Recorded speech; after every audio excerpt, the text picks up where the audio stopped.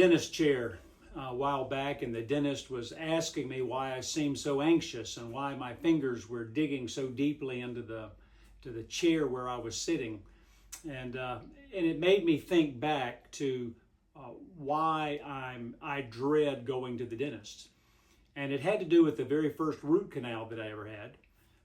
They were unable to find the right nerve to numb me. And so when they did that root canal, they drilled, and I kept feeling it, and they went all the way through. And finally, the dentist, he told me, he said, well, I'm through the enamel now. He said, but in order to deaden this, I have to stick a needle directly into that nerve that's in your tooth. It may hurt a little bit, and he did not exaggerate with that. And so I felt that pain, and then the nerve was now deadened, and so he scraped the nerve out. And he said, well, the good news is that nerve is now dead. I never have trouble with it again. He said, but the negative is that particular tooth has 2 canals, and we're going to have to do this all over again. And so they drilled again, and I felt all of the pain, and felt it when they stuck the needle in that nerve again. And my root canal experience was really just a horrible thing. And so any time since then that I've gone to the dentist, I hold on tight because I'm dreading what may come, whether it ever does or not. Well, my name is Richard Coleman, and I'm the pastor at Shepherd Church of the Nazarene in Lexington, South Carolina, and it's great to spend just a few moments with you today.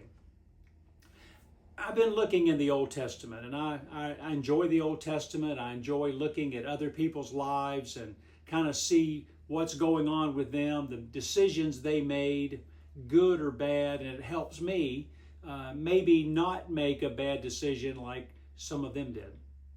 And so I look at Jacob. Jacob had a twin brother, Esau, and Jacob made the decision that he wanted to trick his father and basically steal his father's blessing that was supposed to go to Esau. But his father blessed him instead, thinking that he was actually blessing Esau. So after that happened, obviously Esau's upset, and so Jacob is fearful of his brother, and so he takes off, and he goes to another country and spends 20 years. During that time, he has obtained 2 wives and several children, and now it's time for him, after 20 years, to go back home again. And as he starts home, he realizes that he is going to have to face Esau. And the entire journey, he is dreading the fact that he has to face Esau. He's wondering, what's Esau going to do? Is Esau going to try to kill me? Is Esau going to, be upset? Is Esau going to try to take everything away from me? Exactly what will Esau do? He is dreading what's going to happen. This is a consequence of a decision that Jacob had made. Excuse me. A consequence of a decision that Jacob had made years ago, and now he's having to live with that. Well, just prior to him meeting up with Esau, Jacob sends all of his flocks and all of his family. He sends them on ahead. And then he steps back across the river and he spends the night by himself. The Bible doesn't go into great detail about why he made that decision. I believe his decision was because he wanted to set things right, not only with Esau in the future, but right with God then. Because that night, while he was by himself, the Bible says that a man appeared. Most people think that it was an angel of God, someone that was sent directly from God to deal with Jacob. But during the night, Jacob saw this angel and grabbed hold of the angel. And the angel told him, you need to turn me loose. And Jacob said, I'm not going to turn you loose until you bless me. Lots of ways to look at that. Maybe a different way than you've ever heard before, but it's just the way that it kind of rang true with me. I like to look at these stories in the Bible and relate them to my life now. And when I look at that, what I see is that Jacob wanted, he wanted a relationship with the people around him, and he wanted a relationship with God. He wanted things to be right. I believe he wanted his conscience to be clear. He wanted forgiveness of his sins. He wanted everything to be surrendered to God.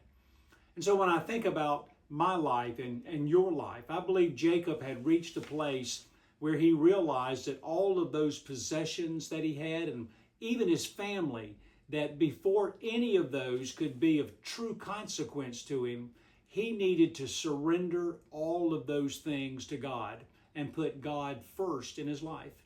So when I look at the story, I see Jacob sending the family, sending all his possessions up ahead, and now he is empty-handed as he approaches God. Through that struggle, God actually changed Jacob's name. Changed his name from Jacob, which would have been another term for deceiver, and changed his name to someone who struggled with God and overcame.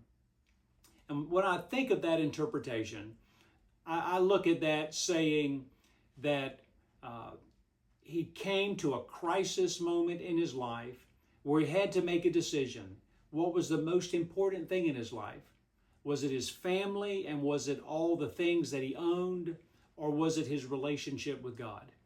And as important as family is, as important as our house, our car, our job, as important as all of those things are, it is really absolutely critical that we understand that God has to be first in all that we do. And it wasn't until Jacob sent them ahead and went back by himself and struggled with God and pleaded with God for a blessing that God was able to do that work in his life. So God changed his name from Jacob to Israel. Total surrender to God. Just so I won't leave you hanging, Jacob after that went on his way, and Esau met up with him. And when Esau met up with him, he had 400 men with him. And Jacob is thinking, it's all over. Even though I've surrendered myself to God, it's all over. Esau's getting ready to wipe us all out. But instead, Esau approached Jacob and embraced him as a brother and told him how great it was to see him, and basically that all had been forgiven and forgotten. And so just as a little side note for today, it makes me realize that as we do our part, getting our relationship right with God, God is out there handling other things that we have no idea about. You see, God was working on Esau. God worked all of that out in Esau's life, and Jacob had no idea. So all we can do in our life is make sure that we're doing the right thing with God, that we have surrendered all to Him, and that we're putting Him first in everything in our life, loving others as much as we love ourselves. And when we do that, we can be assured that God is working things out in other areas of our life. Well, may the Lord bless you and keep you. May His face shine upon you. May you truly be able to experience God's love this week. Thanks for taking the time and viewing today.